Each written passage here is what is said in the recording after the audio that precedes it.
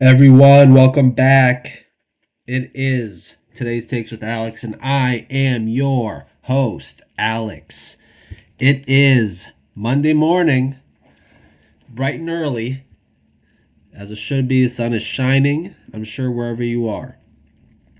Today, we're talking about a concept that is specific to Passover.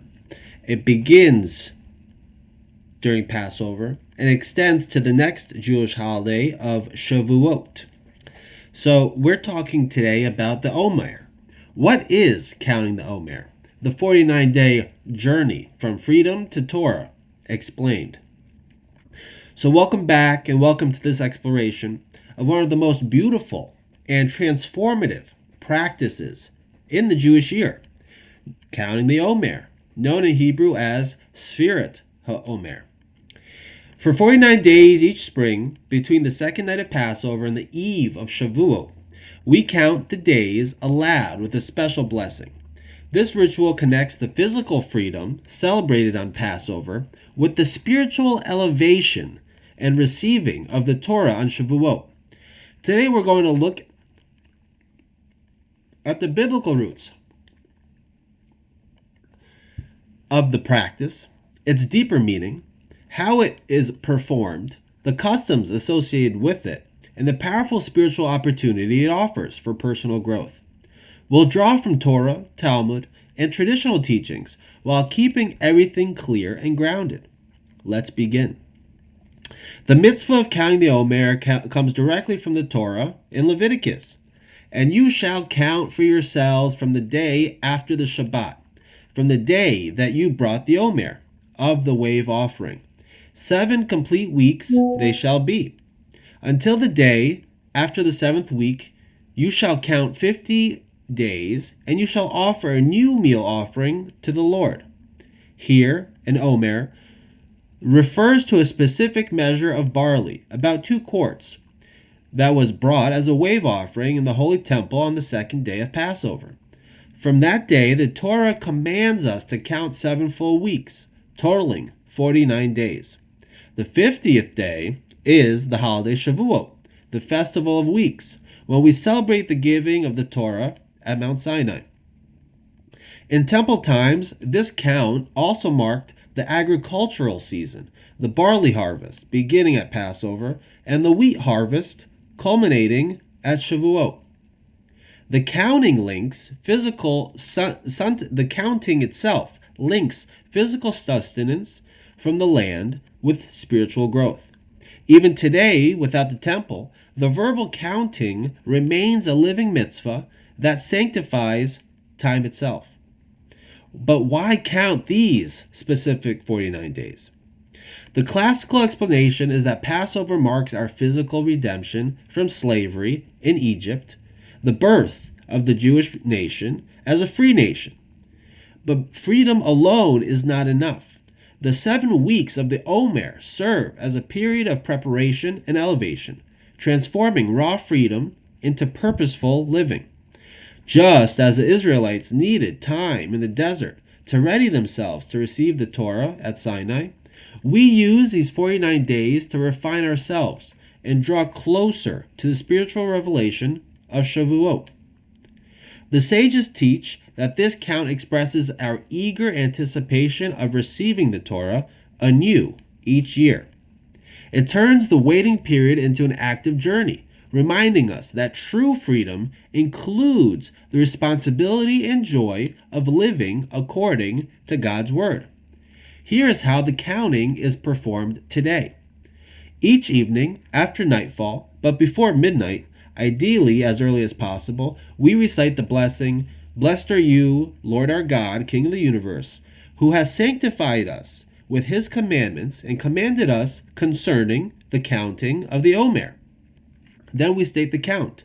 Today is the 3rd day of the Omer. And from the 7th day onward, we also include the weeks, which is 3 weeks and 2 days of the Omer, as an example. If someone forgets to count at night, they may count during the following day without the blessing, and then continue with the blessing on subsequent nights. If an entire day is missed, the blessing is omitted for the rest of the period, but the count itself continues. It's important that we remember because to count, that is, it's important to remember to count with the blessing, because by reciting the blessing over it, we're sanctifying the counting, as opposed to it just being a counting, a recognition of the day, the sanctification, and right, the spiritual drawing down that comes from the blessing is no longer available. So this daily verbal act makes the passage of time conscious and holy, turning ordinary evenings into moments of connection. In later Jewish mysticism, particularly in Lurianic Kabbalah and Hasidic teachings, the 49 days takes on even richer meaning.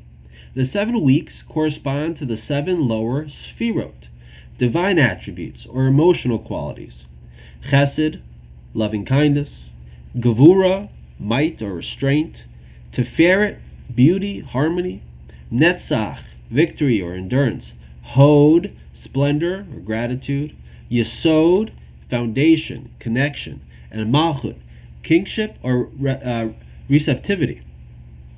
Each day combines one of these with the others, creating 49 unique combinations. For example, the first day is chesed of chesed, focusing on pure kindness, while another day might be gevura of tiferet, balancing strength within harmony. These are the different sfirot that we've talked about in prior videos across multiple channels. That these are the interface between the unlimited radiance and life emanating light of God's will, right? And that will filters through this medium and allows for there to be a semblance of a duality, because there's a creation there seems to be a creation within the entirety, which is just God's will. So many people use this framework from daily reflection and self-improvement, a kind of spiritual curriculum. During the Omer, we work on refining our character traits, turning potential weaknesses into strengths so we can approach Shavuot more whole and ready to receive the Torah. Historically, this period also carries a note of solemnity. In the time of Rabbi Akiva, a plague struck his 24,000 students during the Omer, traditionally linked to a lack of respect for one another. For this reason, many communities observe customs of semi-mourning by limiting celebrations, music, and haircuts until Lag BaOmer, the 33rd day, when the plague is said to have lifted. Lag BaOmer itself is a day of joy, often marked with bonfires, outings, and teachings of Rabbi Shimon Bar Yochai. In our own lives, counting the Omer offers a practical tool for growth. It invites us to pause each evening, reflect on the day, and ask, how can I bring more kindness, balance, or gratitude into my actions? It teaches us that spiritual progress happens one day at a time, through small, consistent steps. Even without deep Kabbalistic study, simply reciting the count with intention sanctifies time and builds anticipation for renewal. It reminds us that between moments of dramatic liberation and revelation, there is sacred work to be done in the desert of everyday life. Sfirat HaOmer is a gentle yet powerful mitzvah that bridges freedom and responsibility, agriculture and spirituality, and our personal journey with the collective story of redemption. It shows us that time is not empty. It can be filled with purpose, reflection, and growth as we prepare our hearts to stand once again at Sinai. If this resonated with you, share in the comments, have you ever counted the Omer? What quality or midah are you hoping to work on this year? How do you make the counting meaningful in daily life? Please like, subscribe, and turn on notifications for more explorations of Jewish holidays, practices, and wisdom. Thank you for watching.